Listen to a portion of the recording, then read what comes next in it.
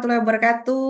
Selamat sore, selamat petang mungkin sore menjelang malam mungkin untuk daerah di tengah dan timur Indonesia. Saya Reni. Hari ini senang sekali membersamai teman-teman semua, para orang tua maupun teman-teman penyandang disabilitas yang bisa ikut hari ini untuk di acara sharing session. Jadi kita di sini acaranya santai. Kita sharing dari pengalaman orang tua dari beberapa pulau di Indonesia. Eh, Diharapkan nanti dari sharing ini kita bisa saling belajar. Oke, sebelum kita mulai sharingnya, mungkin kita bisa berdoa bersama menurut agama dan kepercayaan kita masing-masing. Berdoa dipersilahkan.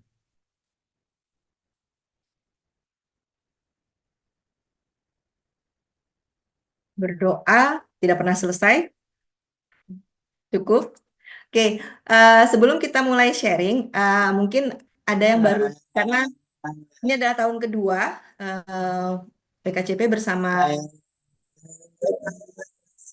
untuk mengadakan kegiatan ini. Jadi mungkin buat supaya ada gambaran apa sih sebenarnya kegiatan Gela yang menjelaskan. Nanti saya akan membantu menerjemahkan dalam bahasa Indonesia. Seperti itu. Oke, Gela, can you share with us briefly about this initiative? Thank you so much for inviting me to, and thank you so much, Rennie, for all her hard work to get this sorted. And thank you to the interpreters as well. It's very special. My name is Gayla Kilgar, and I'm from New Zealand. Wait, let me I translate it. Oke, Ibu Gela mengucapkan terima kasih karena kita bisa menyelenggarakan acara hari ini. Namanya adalah Gela Kilgore. Dia dari New Zealand. I hope I say your name correctly. Perfect. So I am a member of the IAACD, which is on the top of Rennie's screen on the right, the International Alliance of Academies of Childhood Disability. Oke, Gela adalah anggota dari Asosiasi IAACD. Ibu-ibu bisa lihat kepanjangannya dari itu. Di screen saya di sebelah kanan ada logo. Ya kanan. Itu. And each year we bring a listening and sharing session that we invite different countries to share. And this year we have 28 countries and 30 sessions. And our topic is families who cares for them. Oke, jadi setiap tahun IAACD itu mengundang sekitar beberapa negara. Tahun ini 28 negara, tapi ada 30 sesi. Dan tahun ini temanya adalah tentang keluarga, siapa yang peduli dengan mereka. Oke, gila. So thank you so much for hosting this session, and it's the second time for Indonesia, thanks to Rennie, and we hope that you'll be back next year as well. Anybody that has suggestions for other topics, please let Rennie know, and Rennie will let me know. So please enjoy.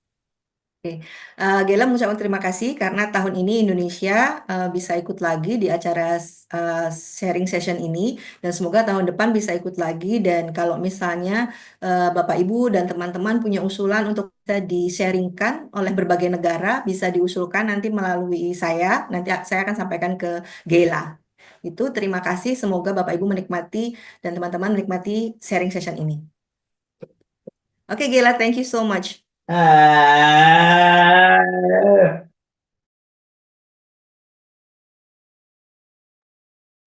Okay, we can start now. Okay, Zoom atur. Mbak, oke, sip. Oke, Bapak Ibu, kita Discussion akan aja. memulai dengan acara kita, yaitu kita akan mulai sharing. Tapi sebelum sharing, tentu kita perlu kenalan dulu. Saya mungkin memanggil Mbak Ragil, enaknya untuk JBI saya panggil satu-satu atau saya lempar pertanyaan biar nanti pas orang tua menjawab dia langsung kenalan dan langsung menjawab pertanyaan. Lebih mudah mana untuk teman-teman JBI mengaturnya?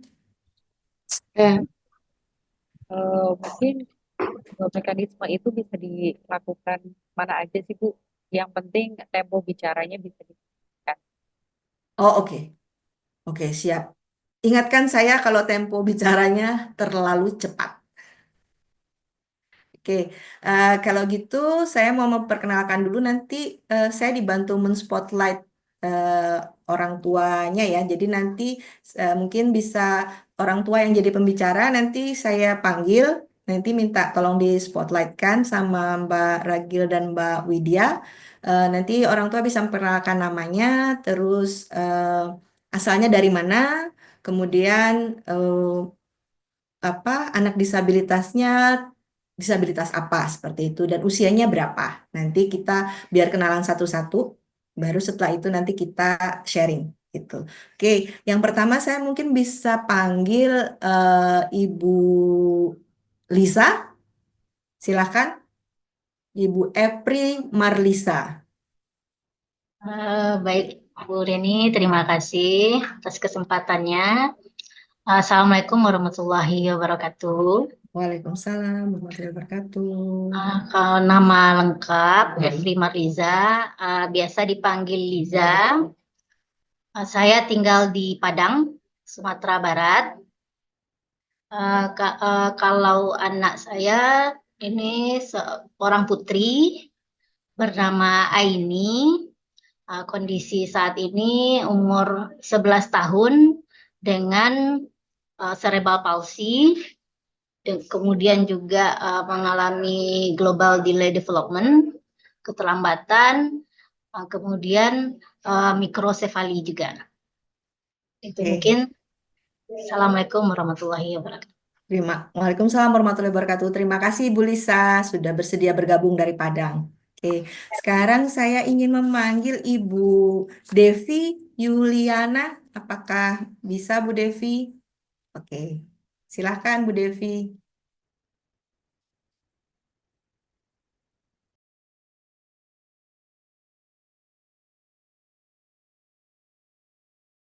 Bu Devi belum di unmute.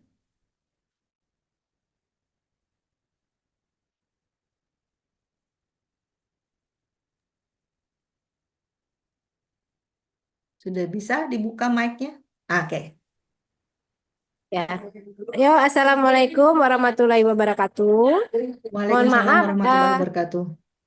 saya hari ini masih berada di rumah sakit. Jadi pagi tadi tensi saya naik karena saya ingin sekali ya diskusi sama teman-teman. Saya usahakan, alhamdulillah saya bisa ikut Zoom meeting. Pertama-tama, kenalkan nama saya Devi Yuliana.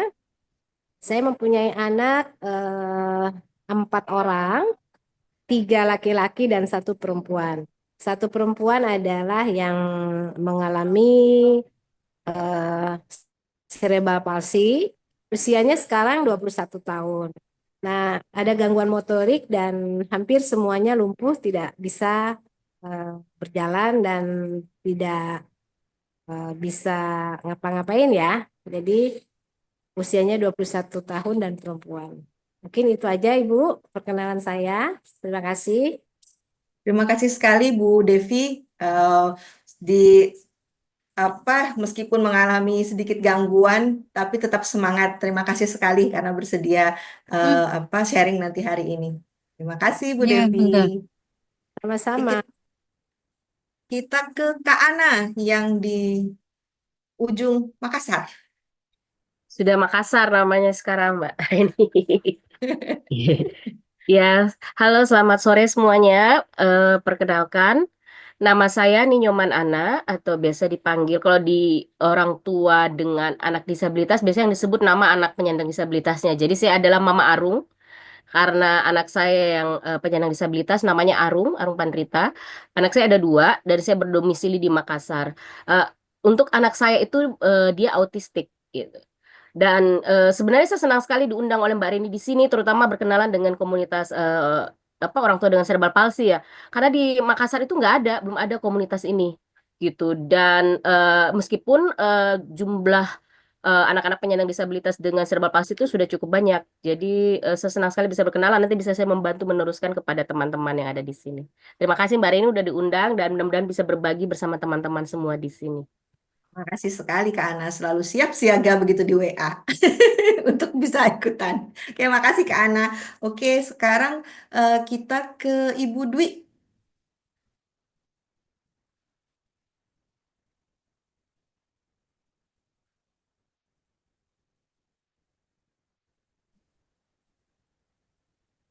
Oke, bisa dimulai. Assalamualaikum warahmatullahi wabarakatuh.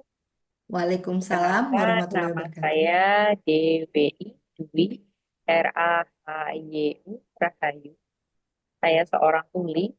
Saya punya anak 3, dengar semua. Terima kasih. Itu aja.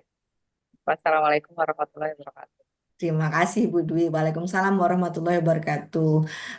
Kita sebenarnya masih ada satu lagi pembicara dari Papua, tapi sepertinya mungkin ada masalah dengan sinyal karena saya lihat belum ada masuk ke ruang Zoom ibunya yang dari Papua. Jadi nanti mungkin menyusul saja jika beliaunya bisa bergabung. Semoga bisa karena kemarin pas saya coba itu juga agak kesulitan sinyal. Jadi semoga nanti tiba-tiba beliaunya bisa masuk. Nah, apa namanya? Kita karena ini sharing, jadi saya mau ini aja langsung aja ya bertanya kepada ibu-ibu yang menjadi narasumber. Oh, dan terima kasih juga untuk teman-teman yang sudah berhadir di Zoom ini. Eh, Terima kasih karena sudah bisa join. Jadi saya ingin menanyakan kepada Ibu Lisa, kepada Ibu Devi, kepada Ibu Dwi, kepada Kak Ana, eh, apa namanya, eh, bagaimana? Apakah ibu-ibu di sini eh, memiliki atau ikut komunitas? Oh, ini spotlightnya bisa tambah berapa? 6 ya. Oke. Nanti apa namanya? Nanti saya bisa disingkirkan dari spotlight kalau nanti pembicaranya sudah ada yang berbicara. Oke, jadi saya ingin menanyakan, ingin tahu ibu-ibu di sini apakah mengikuti komunitas orang tua yang baik punya anak disabilitas secara umum atau komunitas misalnya untuk yang punya anak CP, ikut komunitas anak CP atau yang punya anak autistik, ikut komunitas yang memiliki anak autistik atau yang seperti Ibu Dwi penyandang disabilitas tuli itu juga ikut komunitas penyandang disabilitas tuli atau organisasi disabilitas tuli seperti itu. Nah, saya ingin tahu misalnya ikut itu misalnya ada komunitasnya kemudian tapi tidak ikut atau mungkin tidak ada komunitasnya sehingga tidak bisa ikut kayak gitu. Jadi saya ingin tahu kalau misalnya ada dan ikut apa perubahan yang Ibu rasakan sebelum dan sesudah ikut komunitas. Silahkan siapa yang mungkin mau berbicara duluan. Saya mempersilahkan apakah kita dari ujung Sumatera dulu, baru ke Sulawesi, nanti lewat Jawa. Silakan. Silakan mungkin Bu Efri boleh? Bu Lisa bisa Baik, sharingnya. terima kasih Bu Rini. Kalau di Kota Padang sendiri, eh, untuk Kota Padangnya, alhamdulillah sudah ada komunitas cerebral palsy. Jadi kebetulan saya baru pindah ke Kota Padang itu sekitar tahun 2018. Ketika umur Aini, putri saya 5 tahun. Uh, Sebelum itu kami tinggal di daerah lain, di Kabupaten Pasaman Barat namanya. Nah, ini jaraknya cukup jauh dari Kota Padang. Dan di sana, ketika tinggal di sana, saya tidak menemukan satu komunitas yang ada anak-anak disabilitas. Sehingga saat itu memang saya pribadi cukup kebingungan, nggak tahu mau bercerita ke siapa, mau tanya-tanya terkait anak saya ini mau diapain, nggak tahu sama siapa. Akhirnya ada teman yang memperkenalkan ada komunitas di Kota Padang dan kemudian waktu itu suami saya kebetulan bolak-balik Padang Saman Barat. Beliau bertemu duluan malah dengan Bunda Hilda Yeti, mungkin Bu Reni tahu komunitas Raga Sipi, Rumah Gadang Cerebral Palsy yang ada di Kota Padang. Alhamdulillah setelah bertemu dan kemudian komunikasi, ada pencerahan.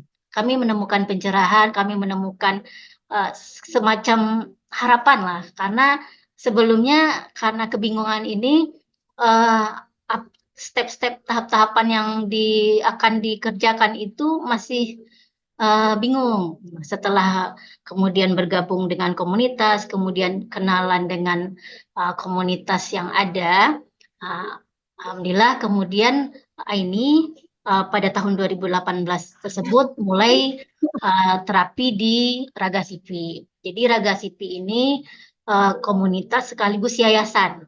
Jadi yayasan yang di sana ada kumpulan anak-anak Sipi, dan kemudian juga ada pertemuan-pertemuan yang ya walaupun tidak setiap bulannya, tapi ada beberapa kali pertemuan setiap tahun itu, sehingga kalau ibu-ibu berkumpul, ya mak-mak yang punya pengalaman yang sama, punya masalah yang sama ini berkumpul, secara psikologisnya alhamdulillah terbantu. Karena ada tempat ya, tempat bercerita, tempat curhat, tempat bertanya-tanya. Kalau mau ke dokter, ini ke dokter mana? Rumah sakit mana kira-kira kalau kita kondisinya seperti ini? Atau ada yang anak-anaknya butuh obat apa? Dari ibu-ibu nih malah yang lebih tahu. Oh, di rumah sakit ini kosong, di rumah sakit yang mana yang ada obatnya. Nah, jadi ya, seperti itu dengan komunitas. Alhamdulillah terasa sekali manfaatnya. Dan kemudian juga untuk Raga Sipi sendiri, alhamdulillah juga mendapatkan bantuan, ada dana aspirasi dari anggota DPRD, sehingga kami juga mendapatkan pelatihan-pelatihan semacam home therapy. Nah, ini mungkin yang kalau kita cari sendiri di rumah sakit agak kesulitan. Karena home therapy ini kan bagaimana latihan-latihan yang bisa dikerjakan oleh orang tua di rumah. Dari Raga Sipi kami bisa mendapatkan kesempatan pelatihan-pelatihan ini mendatangkan terapis-terapis dari Jawa, karena kan yang lebih banyak berpengalaman terapis di Jawa yang datang kemudian didatangkan ke Padang, dan alhamdulillah dengan pelatihan ini menambah ilmu bagi kami para orang tua untuk bagaimana penanganan anak-anak dengan serba pasi ini di rumah, karena setiap anak pun penanganannya pasti berbeda karena setiap anak kondisinya bermacam-macam pula. Mungkin itu sedikit ya sharing tentang Raga Sipi. Ya walaupun ada mungkin komunitas-komunitas yang lain, tapi alhamdulillah untuk yang di Kota Padang salah satu seperti Raga Sipi ini sudah menaungi beberapa anak ya, banyak anak yang dengan cerebral palsy. Mungkin itu Bu Reni. Terima kasih Bu Makasih. Lisa. Berarti ini ya merasakan perbedaannya ya ketika sebelumnya di daerah tidak punya komunitas, begitu pindah ke Padang dan menemukan komunitas itu jadi membantu sekali untuk ibu sebagai orang tua gitu ya. Saya boleh minta spotlight Bu Devi juga ya, biar agak relate karena anaknya Bu Lisa kan kecil ya. Anaknya Bu Devi Yuliana bisa di spotlight nggak, Mbak Widya? Bisa dibantu di pin? Masih bisakah satu orang bertambah di spotlight ini? Maaf, siapa Bu? Oke, udah masuk. Oke, sudah Bu Devi. Bu Devi, saya boleh dong di-share karena kan sama-sama anaknya sama-sama cerebral palsy dan kalau dikalikan kan ini benar-benar anak Bu Lisa 11 tahun, anak Bu Devi 21 tahun. Jadi mungkin kan ada ini ya, ada perbedaan kayak gitu. Nah, kalau di Bu Devi bagaimana? Apakah dulu kayak gitu, dulu dan sekarang mungkin dulu ada nggak sih komunitasnya? Kemudian eh, apa perbedaannya? Kalau misalnya dulu belum ada, sekarang ada, dan apa perbedaannya Bu? Kalau di Banjarmasin ya, Bu Devi kan dari Banjarmasin. Silakan Bu, pelan-pelan Ya, aja nggak baik. apa-apa Bu, disesuaikan dengan ini ya, nafasnya. Ya, ini dulu memang tidak ada komunitas, mendapat kesulitan ya, karena memang cerebral palsy ini eh, tidak terlalu populer. CP ini tidak terlalu populer di masyarakat. Jadi sangat-sangat kesulitan sekali saya mendapatkan informasi baik itu mengenai terapi, kemudian mengenai harus kemana, itu memang sangat sulit sekali. Dan sekolah pun kadang banyak juga yang menolak karena diagnosanya CP ya, karena juga yang populer di masyarakat itu biasanya tuh apa namanya? Mereka tidak mengenal itu CP itu seperti apa. Nah, dulu memang tidak ada komunitas, tapi ketika kami sering bertemu ya di rumah sakit atau di mall, ketika saya ajak anak-anak saya jalan, banyak juga ibu-ibu yang bertanya, anaknya ini apa? Ternyata mereka punya anak juga seperti itu.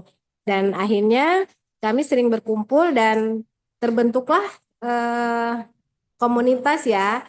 Komunitas dulu namanya Kopas, apa namanya? Komunitas Orang Tua dan Pemerhati Anak Disabilitas. Nah, itu bukan hanya CP, tapi banyak sekali diagnos yang macam-macam yang nah, dari situ kami mengadakan rame-rame rutin setiap bulan sekali itu terapi, kita panggil terapi, kemudian nanti kita adakan parenting, kemudian kita juga ada jalan-jalan. Dalam komunitas itu banyak sekali ya. Pun setelah 5 tahun kan, saya baru sebelumnya saya tidak. Sebelumnya saya diri dan kita bergabung di komunitas sudah mulai cepat ya mendapatkan informasi dan pengalaman-pengalaman dari para orang tua yang mempunyai anak-anak disabilitas. Nah, baik itu masalah kesehatan, sekolah, ataupun yang lainnya. Nah, terutama masalah sekolah, Mbak Reni, kami mungkin di tempat lain juga itu mungkin bermasalah juga ya mengenai sekolah inklusi. Karena sekolah untuk disabilitas itu kebanyakan dikenal adalah SLB. Tapi sekolah SLB itu kan tidak semua kabupaten itu mempunyai sekolah SLB. Nah, disinilah karena kami mempunyai komunitas, kami bisa sama-sama menghadap ke sekolah atau menghadap ke dinas agar supaya anak-anak kami bisa diterima di sekolah inklusi. Karena kan sudah ada undang-undangnya kan ya. Jadi bersama orang tua yang lain, komunitas yang lain, kami bareng-bareng gitu ya menghadap sekolah. Misalnya, oh tahun ini siapa yang mau sekolah di SD ini, tahun ini siapa yang mau bersekolah di SMP 2 misalnya. Nah, kami orang tua menghadap langsung ke sekolah. Tahun ini nanti ada siswa yang mau masuk ke sekolah sini, apakah sekolah ini siap gitu. Jadi kami lebih nyaman ya kalau menghadap ke sekolah itu dengan membawa nama komunitas. Jadi lebih apa ya, mereka lebih menerima daripada kami datang satu orang satu persatu gitu. Nah, mungkin itu aja sih Mbak Reni. Jadi kalau untuk komunitas itu sangat sangat membantu kami ya para orang tua. Saya itu juga mengikuti komunitas Daksa. Daksa itu yang CP, semua anggotanya CP. Kemudian mengikuti juga di komunitas Kopas, itu beragam diagnosanya. Jadi alhamdulillah dengan terbentuknya komunitas ini, kami para orang tua juga bisa bisa mengadakan diskusi, bisa curhat juga di bidang sekolah, bidang kesehatan, dan alhamdulillah karena memang banyak sekali para orang tua yang ingin menyekolahkan anaknya, terutama CP itu, dan alhamdulillah saya sudah mempunyai sekolah PAUD ya untuk anak CP dan diaksono yang lainnya. Mungkin itu aja Mbak Reni. Terima kasih. Assalamualaikum. Waalaikumsalam warahmatullahi wabarakatuh. Terima kasih Bu Devi sudah sharing. Jadi ini ya, kalau Bu Lisa tadi pencerahannya adalah dengan adanya komunitas bisa tahu terapi apa saja, kemudian segala informasi yang hubungannya dengan kesehatan. Kalau Bu Devi jadinya bisa dengan adanya komunitas jadi bisa bersama-sama menuju sekolah. Artinya meyakinkan sekolah Nanti bahwa pun anak-anak kita ya, itu bisa mendapatkan haknya seperti itu mana ya. Jadinya presiden eh, Sakun SG itu itu komunitas buat itu ke memang belanja kok sangat untuk membantu ini kayak gitu. SG Ya, SP-nya mana sih dia? Itu. unmute siapa ini? Memute. Oke.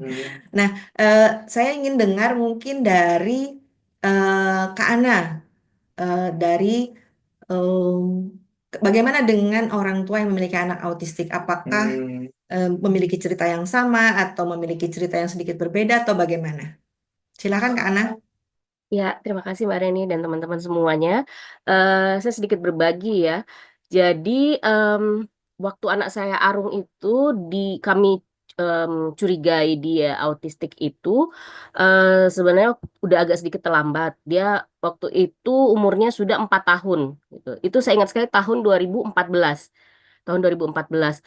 Nah, 2014 sebenarnya itu juga kalau di Kota Makassar sendiri masih agak sedikit kesulitan kami untuk mencari informasi terkait dengan autistik ini gitu. Jadi kebetulan waktu itu saya kerjanya di luar kota di Toraja waktu itu kalau jadi em, suami saya yang saya tugaskan di Makassar untuk mencari tahu informasi terkait dengan autistik ini.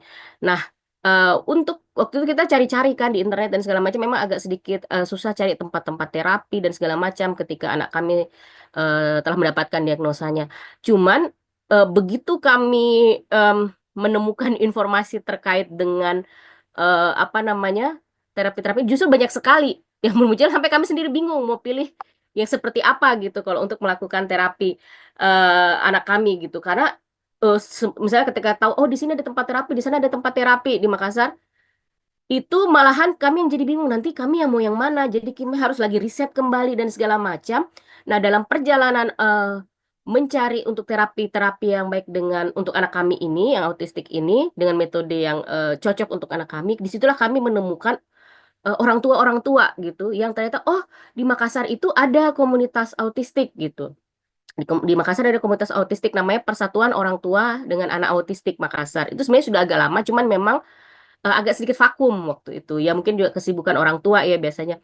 Nah, dari perjalanan mencari info-info terkait dengan terapi yang cocok itu tadi kita temukan komunitas yang cocok dan akhirnya saya bergabung di situ. Awalnya justru sebenarnya saya buat sendiri komunitas itu.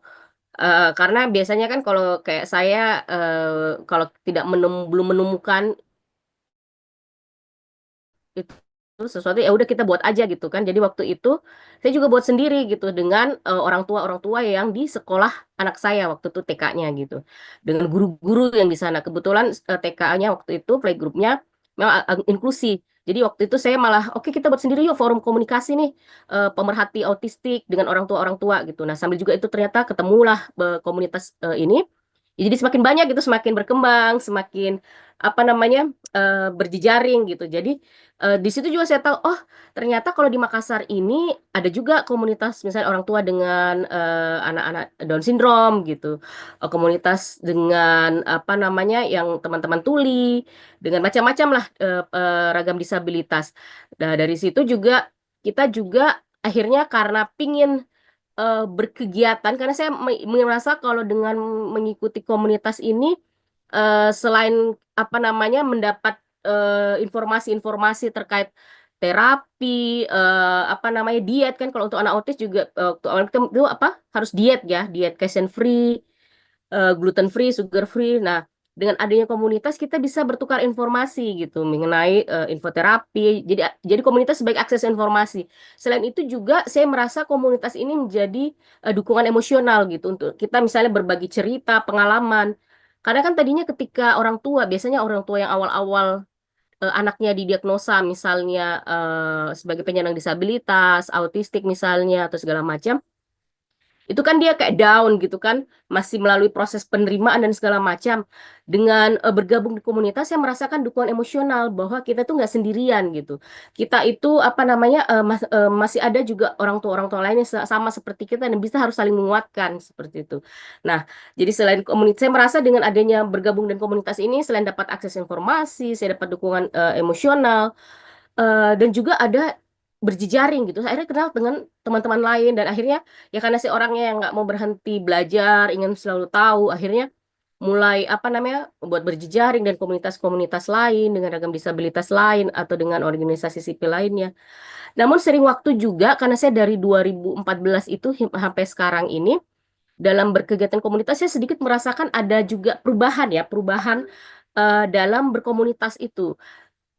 Apalagi seiring waktu, terutama dengan orang tua dan anak autistik itu kan, kami sendiri melihat anak-anak kami itu semakin hari semakin dewasa, semakin hari semakin besar, kami sendiri semakin tua.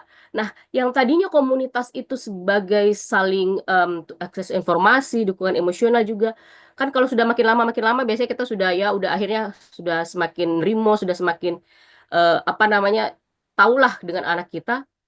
Komunitas itu ternyata juga bisa menjadi alat kita untuk saling memberdayakan gitu. Jadi kami melihat bahwa anak-anak kami ini yang sudah remaja ini, kita sudah pikirkan ke depannya ini gimana ya.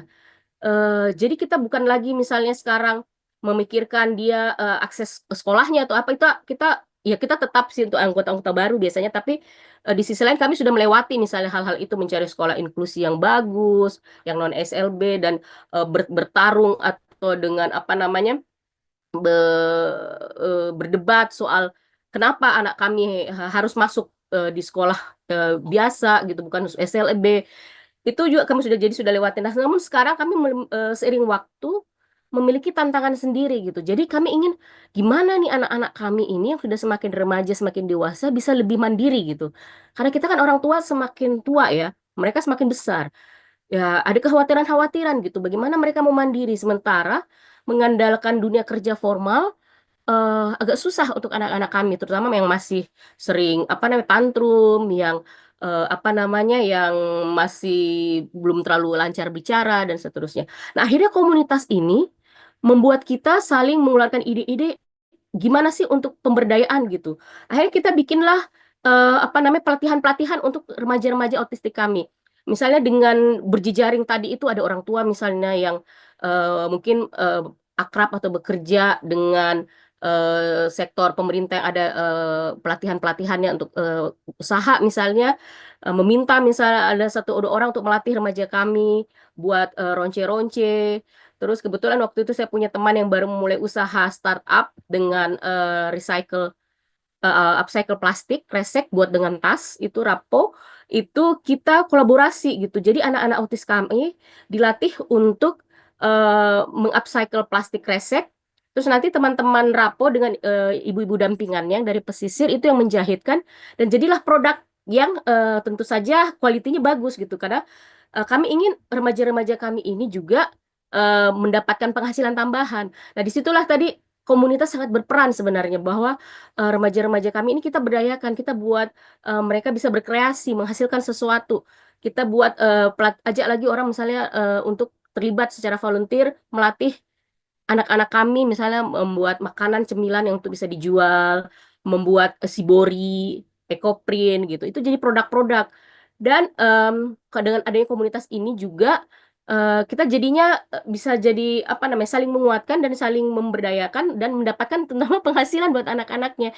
Jadi saya rasa sangat bagus sekali ini dengan berkomunitas dan kalau saya pribadi saya tidak menutup kemungkinan hanya misalnya bergabung dengan komunitas yang sama. Saya sendiri ikut di komunitas ada Forkesi misalnya gabungan dari ragam disabilitas. Saya dan suami saya juga buat ada namanya komunitas klub belajar sifat tokong itu memberikan apa namanya support kepada orang tua atau keluarga dengan prasejahtera untuk menterapi anaknya sendiri, tapi sekaligus kita mengajak mereka untuk berdaya, dan bahkan komunitas-komunitas advokasi ragam disabilitas lainnya. Jadi apa namanya, saya tidak menutup diri untuk hanya ragam disabilitas tertentu yang saya ikuti. Sepanjang itu bisa memberikan manfaat, pengetahuan, itu saya rasakan sekali manfaatnya. Akhirnya apa? Sekarang komunitas-komunitas kami ini, terutama remaja-remaja autistik kami ini di Makassar, kita udah punya UMKM sendiri gitu. Jadi kita udah punya produk dan selalu diundang ketika ada pameran-pameran. Kemarin baru-baru kami ikut dan langsung ludes jualannya remaja kami itu di acaranya Bapelit Bangda Provinsi Sulsel. Nanti hari disabilitas tanggal 3 Desember kami dari gabungan aksi kolaborasi organisasi disabilitas dan komunitas di Sulsel dan juga organisasi masyarakat sipil, kita akan mengadakan peringatan Hari Disabilitas. Nah, di situ juga nanti produk-produk anak-anak kita dari anak-anak Down syndrome, anak-anak autis, dan teman-teman tuli, teman-teman netra itu semua kita jual di situ. Dan kita juga sudah dapat undangan lagi untuk Hari Kesetiakawanan Sosial, juga ada booth untuk teman-teman untuk berjualan. Jadi itu manfaatnya banyak sekali kalau bagi saya, Mbak Reni, dengan ikut komunitas. Dan saya selalu mengajak biasanya makanya saya selalu semangat ketika diajak untuk berbagi, karena saya pengen orang tua baru terutama yang baru mendapatkan diagnosa, ya misalnya anaknya autistik misalnya, itu untuk ayo kita bergabung, kalian nggak sendirian dengan bergabung komunitas apapun itu. Saya tidak hanya menyarankan misalnya hanya komunitas saya atau bahkan di mana aja. Kalau di Makassar itu ada juga komunitas autistik lainnya namanya Fraza. Di situ saya sering juga berbagi dengan mereka. Itu nggak apa-apa, mau di mana aja, semakin banyak komunitas itu makin bagus gitu. Justru bisa makin lebih. Kalau terlalu banyak juga anggotanya akan jadi bingung nanti. Kalau sedikit-sedikit dan tapi banyak, itu bisa mereka masing-masing sesuai dengan minatnya gitu. Jadi saya selalu mengajak nih, ikut yuk supaya kita tidak sendirian, ada dukungan emosional, ada selain informasi, kalau misalnya ada pelatihan-pelatihan, tapi juga anak-anak sendiri kita juga ikut selalu berdaya begitu. Bahkan kalau dengan komunitas sendiri kan kita udah saling tahu nih. Jadi justru udah terbiasa. Kayak tadi ini kalau kita acara kayak gini, suara-suara anak-anak kita nimbrung itu udah biasa banget gitu. Bahkan teman-teman akhirnya juga jadi biasa gitu. Nah, itulah saya rasa kalau pribadi pentingnya komunitas-komunitas ini.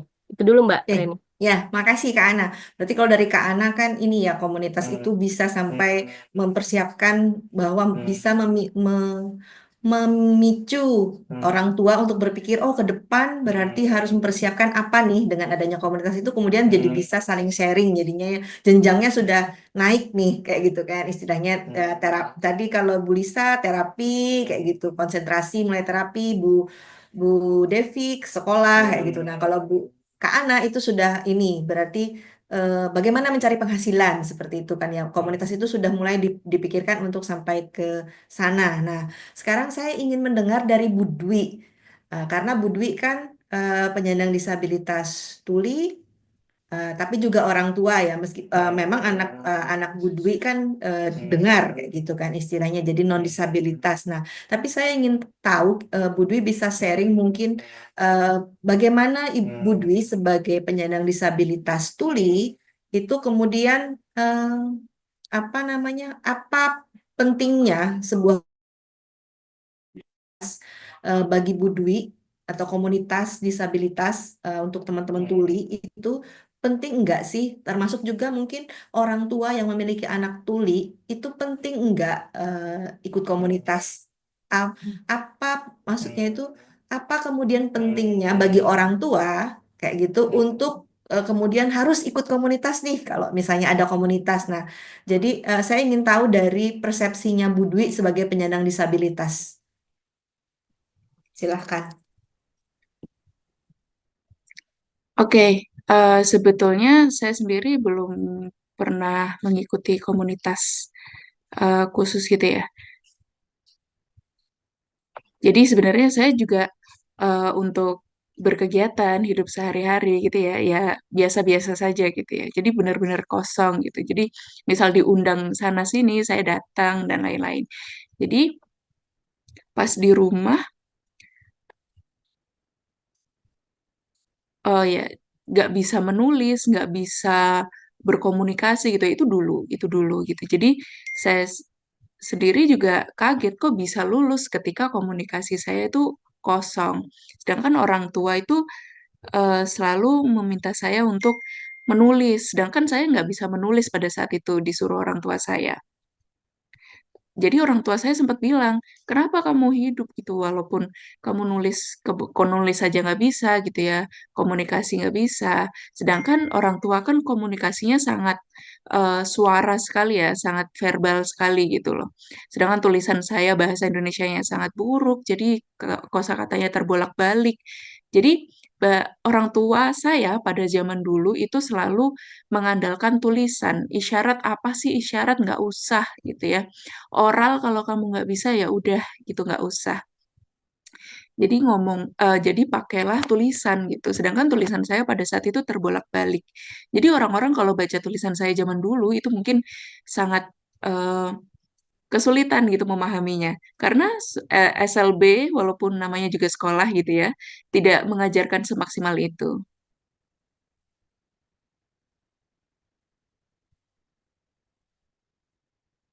Ya, kemudian saya diundang sebagai alumni SLB. Singkat cerita, saya diundang jadi alumni SLB di reuni. Oke, oke. Di acara reuni, ya singkat cerita saya jadi alumni SLB. Saya ke acara reuni. Tunggu sebentar, gelap, maaf. Tunggu.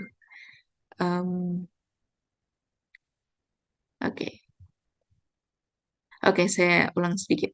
Jadi waktu itu singkat cerita ada pertemuan lagi reuni bersama dengan alumni-alumni lainnya. Saya kaget nih, kok tidak ada perubahan? Maksudnya masih untuk teman-teman lain ya gitu. Kenapa dari keluarga tidak juga mengajarkan hal yang mengimprove diri gitu, sifatnya mengimprove diri itu kenapa tidak ada? Akhirnya di situ di reuni itu saya juga sharing dengan teman-teman yang mungkin masih bahasa Indonesianya masih sangat rendah gitu ya. Akhirnya saya sharing.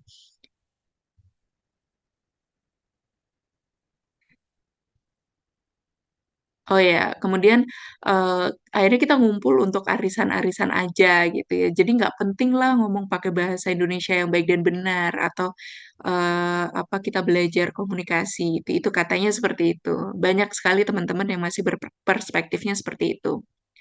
Akhirnya di acara alumni itu akhirnya harus punya program nih, bagaimana caranya kita juga improve gitu. Jadi nggak sekedar ngumpul arisan aja, ngumpul reuni aja, tapi kita juga harus ada improve. Akhirnya kita buatlah program pelatihan mengajar bahasa isyarat eh, supaya kita bisa mengimprove komunikasi. Dan program ini berjalan waktu demi waktu, yang muda, yang tua, semuanya ikut. Gitu. Jadi yang penting adalah niat untuk belajar dan mengajari. Gitu. Jadi di situ kita saling berdaya satu sama lain.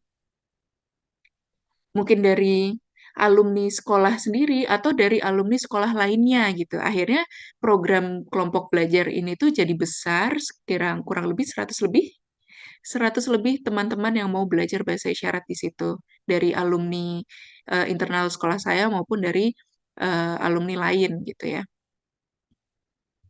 Kemudian dari Gerkatin itu juga terlibat itu ya, walaupun mereka jadi satu komunitas sendiri gitu ya. Itu akhirnya juga terlibat aktif di kegiatan program kelas ini gitu.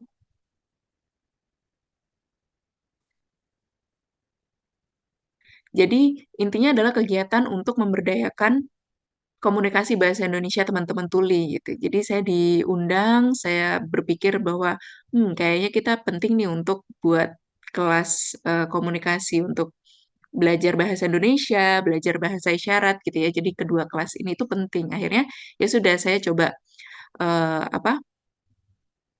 Saya buat program ini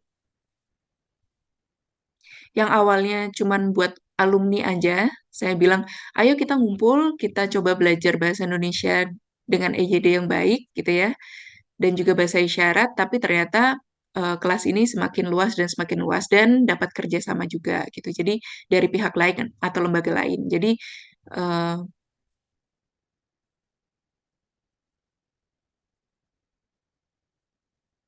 ya, jadi kelas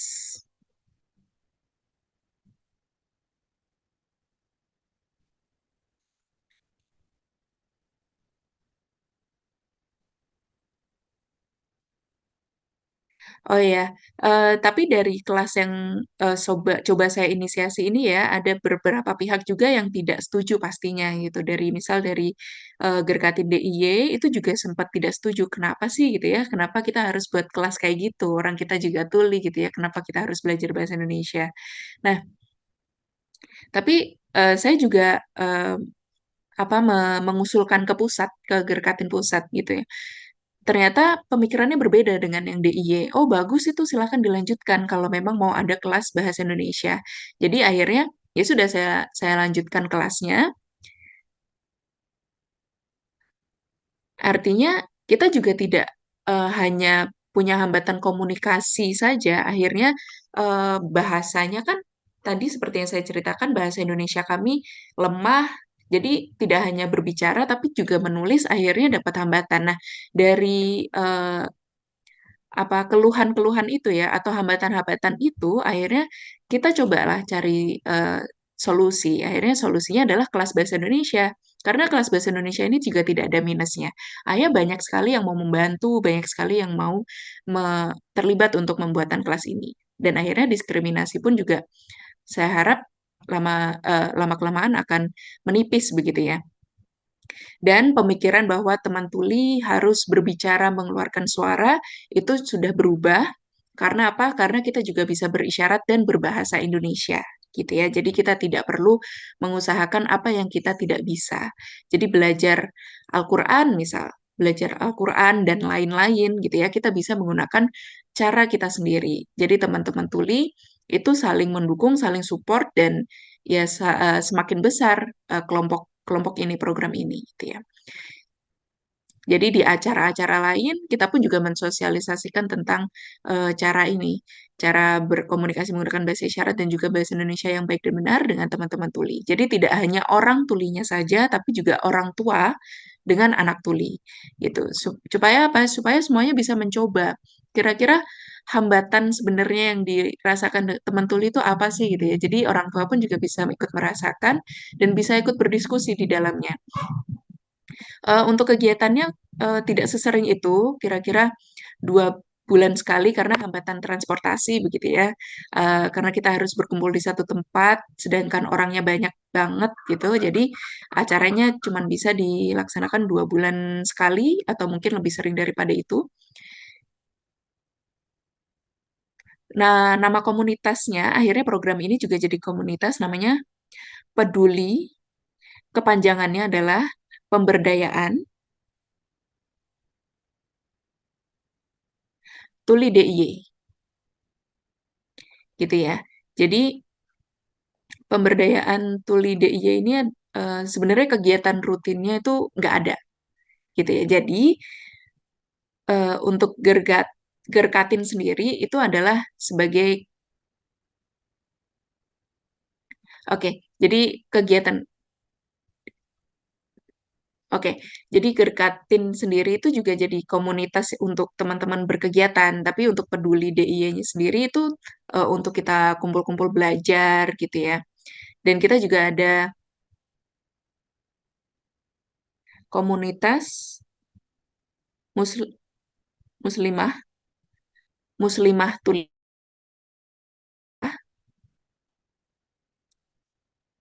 muslim tuli, ya, muslim tuli Yogyakarta. Singkatannya Mulia. Singkatannya Mulia. Jadi ada 2 komunitas nih ya, ada Peduli dan juga ada Mulia. Jadi alhamdulillah 2 komunitas ini berjalan. Nah, untuk teman-teman tuli yang mau belajar agama Islam gitu ya, lebih lebih dalam atau mungkin hanya sekedar ingin belajar agama itu juga bisa di Mulia. Jadi tidak hanya sholat, sholat, sholat gitu aja. Kewajibannya sholat gitu. Tapi kita nggak tahu kenapa itu bisa jadi wajib. Kemudian kegiatan-kegiatan Muslim itu apa aja. Nah, kita berdiskusilah di Mulia itu. Kemudian untuk Al-Quran, belajar Al-Quran, A, Ba, Ta, Sa, itu semua bisa dipelajari secara isyarat dan kita ada komunitasnya di Mulia itu. Nah, jadi intinya di 2 komunitas di Peduli maupun di Mulia itu dua-duanya berjalan walaupun tetap yang namanya komunitas ya tetap ada hambatan. Jadi sudah berjalan keduanya dan tetap berkumpul alhamdulillah orang tua yang memiliki anak tuli juga ikut bergabung dan selalu mendukung gitu ya. Jadi kebanyakan juga yang ikut adalah orang tua nih sebenarnya gitu. Alhamdulillah seperti itu. Terima kasih. Kayaknya cukup dari saya. Terima kasih sekali Bu Dwi untuk sharingnya. Jadi kalau untuk teman-teman yang ikut di Zoom maupun para pembicara, kenapa sih juga kita mengambil narasumber dengan beragam. Jadi dari pandangan orang tua dan pandangan penyandang disabilitas seperti Bu Dwi. Kenapa? Karena supaya kita sebagai orang tua, karena saya juga orang tua, jadi kita punya pandangan bahwa oh oke, kita juga harus mengenal nih model komunikasi yang beragam. Artinya tidak memaksakan bahwa ketika anak kita nonverbal maka kita sampai memaksa dia untuk berbicara. Tapi yang perlu diperhatikan adalah ayo kita cari solusinya. Kayak gitu seperti tadi kalau sharing dari Bu Dwi kan, kemudian ayo untuk belajar komunikasi menggunakan bahasa isyarat karena itu bahasa yang bisa digunakan oleh teman-teman tuli. Nah, mungkin kan kalau kayak untuk anak-anak CP, anak-anak autistik itu kan juga ada yang nonverbal ya, juga banyak yang nonverbal kayak gitu. Jadi biasanya karena saya mengalami sendiri sebagai orang tua waktu dulu juga saya memaksa untuk melakukan terapis wicara dan terapis wicara taunya verbal. Jadi sampai stres gitu kan anak saya. Saya juga stres karena kok tidak keluar verbalnya kayak gitu. Nah, baru mengetahui itu kan setelah belajar ya. Oh, ternyata komunikasi itu tidak hanya verbal kayak gitu. Nah, memang mungkin kalau untuk anak CP dan anak autistik tidak apa mungkin penggunaan bahasa isyarat mungkin bisa jadi agak sulit kayak gitu. Tapi paling tidak kita jadi bisa tahu dari sharingnya Bu Dwi bahwa penting sekali nih sebagai orang tua kita memahami bahwa anak kita itu mungkin cara berkomunikasinya bisa berbeda dengan cara komunikasi yang umumnya ada seperti itu. Sehingga kita sebagai orang tua juga harus belajar kayak gitu. Jadi penting untuk ada di komunitas nanti kita juga harus mulai mencermati nih kira-kira apa yang bisa kita berikan untuk anak kita kayak gitu. Mungkin dari model komunikasi, bagaimana supaya dia mempelajari berbagai macam ilmu itu dengan cara yang berbeda-beda seperti itu. Mungkin ya yang bisa kita dapatkan dari cerita Bu Dwi kayak gitu. Oke, sebentar tadi ini yang ibu dari Papua tadi bilangnya, oh Bu Mustika yang dari Papua bisa Bu? Iya, Bu. Oke, terima kasih. Mbak Ragil, Mbak Widya minta tolong Bu Mustika di spotlight. Oke, terima kasih. Makasih ya Bu Mustika sudah ini. Bu Mustika ini yang paling jauh di ujung timur sekali di Papua. Sudah mau menjelang malam di, di Iya, Bu. sana. Oke, Di sini sudah malam. ya. Makasih sekali karena bisa bergabung. Jadi Bu Mustika ini apa namanya? Kita ingin tahu, memang waktunya mungkin ini ya, mungkin bisa diperpendek sedikit sharingnya nanti apa namanya? eh, Apakah di Papua Ibu ada komunitas atau tidak? Kemudian kalau misalnya tidak ada, pengaruhnya ke Ibu apa? Kemudian kalau misalnya ada, Ibu mengikuti komunitas, apa perbedaannya? Boleh Bu di-share? Baik, Bu. Saya minta izin untuk ini kan file kameranya ya, biar Iya, suaranya lebih silakan. jelas. Ya, silakan, Oke. silakan. Baik, Bu. Kalau untuk kita di Papua sini, kalau bisa dibilang tidak ada komunitas. Nah, di sini tuh susah sekali untuk mencari komunitas-komunitas. Makanya banyak orang tua yang di sini tuh belum banyak mengetahui tentang anak-anak disabilitas, apa saja yang mereka perlukan, dan lingkungannya tuh sangat sangat kecil untuk bisa mengetahui, bisa sharing-sharing tentang anak-anak dan bagaimana kita sebagai orang tua eh, harus lakukan untuk anak-anak kita. Jadi, tapi alhamdulillah saya dengan mencari-cari tahu, saya bisa masuk salah satu komunitas, bisa mengikuti komunitas, tapi meskipun itu komunitasnya jauh ya Bu, dari luar, bukan dalam lingkup Papua. Seperti itu. Oke. Eh, Mm. Iya, Bu. Oke, berarti ini ya Bu ya, apa maksudnya kalau di Papua belum ada sama sekali ya ini apa komunitas. Kalau berarti Ibu sekarang udah masuk komunitas tapi bukan di Papua ya berarti. Betul, benar sekali, Bu. Bukan dari lingkup Papua, tapi dari Mm, Jogja, dari ya, Jakarta. ya. Oke, jadi Malah, jadi membantu Ibu tidak? Maksud saya meskipun ikutnya secara online ya jadinya ya lewat WhatsApp mungkin itu jadi membantu ada ada sedikit apa istilahnya ada membantu Ibu tidak dalam hal ini apa namanya Ibu sebagai ini apa namanya orang tua yang memiliki anak disabilitas. Alhamdulillah, Bu, sangat membantu sekali. Yang tadinya saya tidak tahu, kayak stres, bingung, apa yang harus saya lakukan untuk anak saya. Yang tadinya saya merasa sendiri, saya tidak hilang arah gitu, nggak tahu saya harus kemana dan harus berbuat apa. Tapi dengan saya bergabung di komunitas ini, Bu, saya bisa tahu tentang banyak hal yang di luar sana yang tidak kita ketahui. Mungkin di sini memang ada YouTube, ada Google, kita bisa mencari tahu. Tapi beda dengan komunitas, Bu. Kalau komunitas, mereka lebih memberikan informasi dengan sangat detail, bisa juga eh, mereka memberikan kita support, menyemangati, jadi kita tidak merasa sendiri. Begitu. Oke, oke. Makasih sekali Bu Mustika untuk sharingnya. Teman-teman dan peserta Zoom, kita karena ini sesi 1 jam ya, jadi kita sudah 1 jam ternyata. Eh, Oh, sudah jadi satu jam. tidak ada kita belum bisa tanya jawab. Cuma saya ingin setiap pembicara apa namanya closing statementnya eh, harapan apa yang ibu-ibu inginkan, istilahnya harapan untuk masyarakat dan pemerintah. Jadi mungkin setiap orang 1 menit gitu ya, nggak sampai harapannya. Jadi pendek, padat, singkat, jelas. Silahkan Bu Bu Devi dulu mungkin, biar ini, karena Bu Devi apa posisinya juga di rumah sakit. Silahkan Bu Devi. Baik, ya Ibu, terima kasih. Harapan kami terhadap pemerintah itu adalah eh, bidang pendidikan. Di bidang pendidikan dan infrastruktur. Yang pendidikan itu eh, tidak terlalu diperhatikan ya, karena kan sekarang sudah ada undang-undang disabilitas dan mengenai pendidikan dan ada lagi sepertinya tidak serius menangani, walaupun sudah ada undang-undangnya, kemudian apa setiap sekolah juga diharuskan untuk menerima anak-anak inklusif setiap sekolah, tapi tidak ada monitoring dari pemerintah tentang pelaksanaannya itu.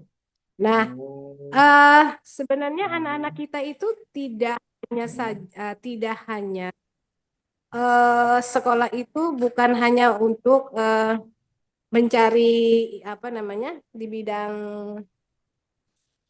kepintaran, Bu, tapi yang dibutuhkan itu adalah sosialisasi anak itu. Jadi secara akademis maksudnya ya, secara akademis anak itu tidak butuh, tapi secara sosialisasi dia harus mempunyai sosialisasi yang baik. Itu yang pertama. Yang kedua adalah infrastruktur. Nah, infrastruktur seperti kebanyakan kalau kita CP ya, itu banyak menggunakan kursi roda. Nah, infrastruktur kursi roda itu sangat jarang sekali diperhatikan oleh pemerintah. Jadi dan anak-anak kita kan sebetulnya juga butuh mereka jalan-jalan, butuh juga mereka di tempat rekreasi, tapi 90% tempat rekreasi itu tidak ada infrastruktur untuk anak-anak yang menggunakan kursi roda. Nah, mungkin hanya itu aja Bu, masukan saya kepada pemerintah, khususnya pemerintah daerah, provinsi, dan mungkin kalau dari pusat itu sudah ada undang-undangnya ya Bu. Nah, tetapi di daerah kalau mereka tidak ada perdanya, tidak ada ya perdanya gitu. Bu, mohon maaf Bu ya, saya ini lagi nggak apa mood, bukan nggak mood, lagi pusing, jadi kalimatnya itu Iya, jadi terbolak-balik. Jadi mohon nggak maaf, apa-apa. nggak apa-apa Bu ya. Ya, jadi itu Bu. Ya. Sudah ada undang-undangnya, tapi kalau tidak ada perdanya, tidak ada pergubnya, Hmm. mereka pasti tidak akan melakukannya. Ya. Jadi saya ingin Ya. sekali semua pemerintah daerah itu bisa memperhatikan infrastruktur dan bidang pendidikan. Itu aja Oke. sih Bu, terima Ya, kasih. makasih Bu Devi. Bu Lisa dan Kak Ana bisa singkat padat jelas ya, karena waktunya. Silakan Bu Lisa dulu. Terima kasih Bu Reni. Mungkin ini hampir sama dengan Bu Devi tadi. Pemerintah kita sudah punya payung hukum, ada undang-undang, ada Perda. Sumatera Barat juga sudah punya Perda tentang disabilitas. Ada yang juga terbit perwaku, tapi untuk monitoring dan evaluasinya belum terlaksana dengan baik. Sehingga ketika ada aturan-aturan tentang kemudahan akses ya, kemudahan akses baik akses pendidikan, akses kesehatan, fasilitas umum, termasuk transportasi itu ada tempat-tempat yang tidak menyediakan, tidak kenapa-napa, padahal harusnya ini kan juga dievaluasi. Tempat-tempat ini harus punya akses, pendidikan juga harus memberikan akses yang cukup, termasuk juga kesehatan. Seperti ini, seperti itu apa? Bagaimana monitoring dan evaluasi dari undang-undang, peraturan-peraturan ini bisa di lapangan menyesuaikan dengan kebutuhan. Karena anak-anak disabilitas, penyandang disabilitas ini kebutuhannya itu cukup banyak. Dengan adanya aturan-aturan ini, mudah-mudahan bisa mencukupi dan memfasilitasi kebutuhannya untuk mendapatkan akses-akses yang dibutuhkan tadi. Gitu. Ya, siap. Kak Ana, singkat padat jelas. Belum di-unmute. Kak Ana, mic-nya masih Sorry. Ya, ya. Jadi kalau saya di sini harapannya saya benar-benar berharap pemerintah baik dari daerah maupun nasional gitu benar-benar hadir sebagai pendukung utama keluarga kita dengan anak-anak penyandang disabilitas ini untuk memastikan bahwa benar-benar tercipta lingkungan inklusif gitu dan memastikan bahwa anak-anak penyandang disabilitas ini mendapatkan kesempatan yang setara untuk berkembang dan berkontribusi pada masyarakat. Itu aja kalau dari saya. Oke, siap. Kak Bu Mustika, singkat padat jelas harapannya apa? Harapan saya pemerintah kalau bisa menyediakan khusus perhatikan untuk alat kesehatan di Papua karena sangat minim Bu, untuk menyediakan terapis dan juga dokter rehabilitas karena di sini kami tidak ada sama sekali. Itu pun kami harus keluar kota. Dan kalau bisa pemerintah supaya bisa khusus untuk yang memiliki anak disabilitas yang ingin berobat untuk keluar kota, kalau bisa itu tiketnya dipermudah sedikit Bu, dikurangi karena jujur di sini dari Papua untuk keluar kota itu sangat mahal. Sekitaran Ya. 4 juta sampai bahkan 6 juta. Jadi banyak di sini anak-anak kasihan yang tidak dapat kesempatan untuk berobat ke tempat yang lebih baik. Ya, Sekian terima itu kasih. saja yang paling Ya, penting buat pemerintah. makasih banyak Ya. Bu Mustika. Bu Dwi, singkat padat jelas.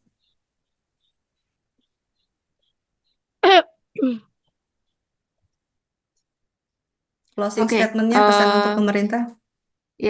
saya sendiri berharap untuk pemerintah bisa memberikan perhatian dan memberikan fasilitas untuk komunitas tuli. Karena cukup banyak sekali hambatan seperti yang saya sampaikan tadi ya, hambatan tentang anggaran, transportasi, sehingga kegiatannya jadi nggak ada atau bahkan minim gitu ya. Jadi banyak sekali orang tua juga tidak mengizinkan karena ya terbatasnya dana yang disanggupi untuk berkomunitas gitu ya. Jadi saya harap komunitas ini benar-benar membantu seperti yang saya ceritakan dan ibu-ibu sekalian tadi ceritakan gitu ya. Jadi artinya penting bagi diri sendiri bisa berkembang dan juga pemerintah bisa lebih memperhatikan itu dan orang tua juga bisa berdaya, tidak hanya orang tua tapi juga anak-anaknya juga bisa ikut berdaya dan mandiri.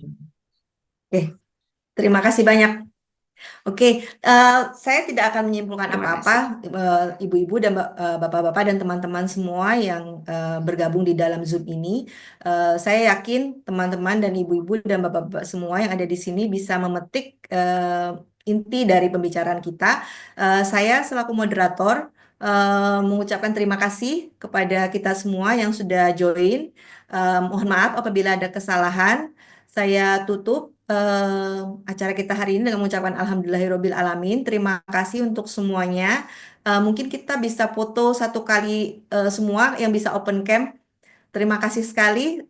Saya tutup acaranya. Terima kasih untuk semua. Selamat sore.